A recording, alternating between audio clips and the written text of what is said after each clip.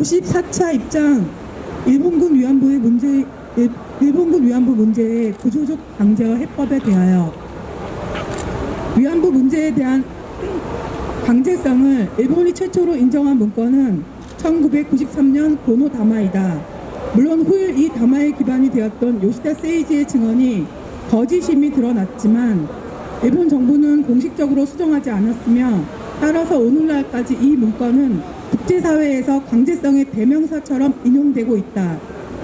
고노 다마에는 위안부의 모집, 이송, 관리 등도 감원, 강압에 의하는 등 대체로 본인들의 의사에 반해 행해졌다고 기록되어 있는데 위안부 연구자인 안병직 선생은 더 나아가 일본군이 직접 위안소를 설치 관리하고 전시동원의 일환으로 위안부들을 징집했다고 하는 사실을 인정하는 방향으로 수정돼야 한다고 주장한다. 강제성의 상징인 고노다마와 관련한 대표적인 인사로는 유엔에서의 활동을 통해 성노예 용어를 고착시킨 도츠카 에치로 변호사와 신혜수 교수 등이 있다. 이들은 첨부 인권서를 내세워 위안부가 아니라 성노예라는 주장을 1996년 쿠마라스와미 보고서에 관철시켰다. 그리고 윤종욱 씨는 후일 오류로 판명된 센다 가쿠와 요시다 세이지 증언을 근거로 13세에서 많으면 17세까지 10만에서 20만 명의 여성들이 정신대로 끌려갔다고 정신대를 위안부로 착각한 채 강제성을 강조했다. 노무현 정부는 2007년 특별법을 만들어 피해자 72,631명에게 위로금, 지원금 6,184억 원을 지급했는데 이때부터 징용 개념에 일본군 위안부 문제가 들어오기 시작했다. 물론 징용 문제는 박정희 정부 때인 1975년 대일 민간 청구권 보상에 관한 법률에 의거해 강제동원 보상이 이루어진 것처럼 노무현 정부에서도 한일 청구권 협정을 전제로 위로금이 지급된 것이다. 그러나 징용 이슈는 위안부 문제와 맞물리면서 위안부들의 불분명한 강제성 기억으로 확대되었고 이는 한국민의 감성에 불을 붙여 결국 한일 간 외교 참사의 도화선이 되고 말았다.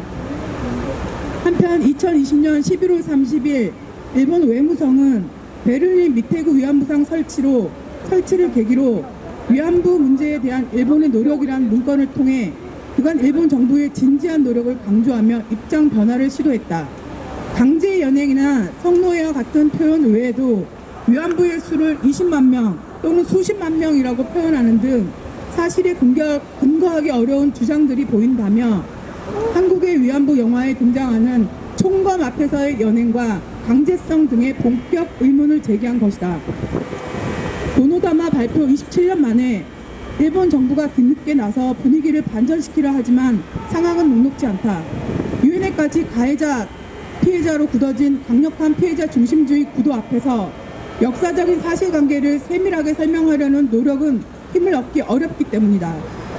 게다가 한국 정부의 강력한 여성 정치를 뿌리내리고 있는 이른바 지원 단체들이 위안부 문제를 세계의 보편적인 여성 인권 문제로 끌어올리고 있어 사태는 풀리기는커녕 남마처럼 엉키기만 하고 있다. 일제의 총동원 체제에서 빚어진 문제를 1910년 한일 병합 조약까지 소급해 책임을 묻고자 한다면 징용 문제는 영원히 풀리지 않는다. 여기에 위안부 이슈를 역사적 남녀 문제로까지 확장한다면 문제를 해결하지 말자는 말과 같다. 전 시기 극도의 빈곤 앞에서 자발성과 강제성과 남녀의 성 권력을 따진다는 게 얼마나 시대착오적인 발상인가. 결론적으로 일본 정부가 강제 연행을 부인해도 구조적 강제는 여전히 존재한다. 위안부 문제는 반드시 풀어내야 한다. 그리고 이를 위해서는 전쟁을 벌이지 않는 한 지켜야 할 국가 간의 약속인 한일 기본 조약과 청구권 협정을 존중해야 한다. 그리고 미흡한 면이 있다 하더라도 그간의 아시아 여성기금 및 화해치유재단의 노력과 당시 일본 내각총리 대신들의 사죄를 인정하는 대전제에서 출발할 수밖에 없다. 2020년 12월 16일 한일동상 진실규명공대위 이상입니다.